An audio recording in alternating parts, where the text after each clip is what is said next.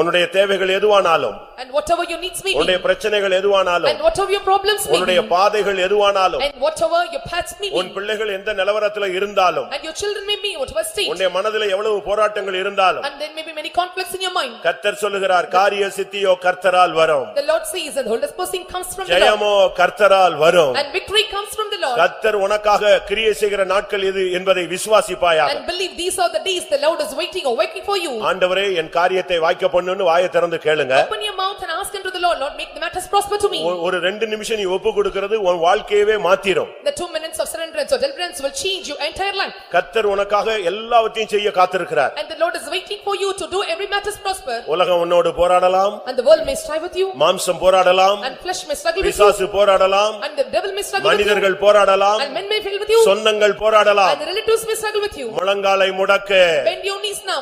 கர்த்தரை துதிக்க ஆரம்பி. Start praising God.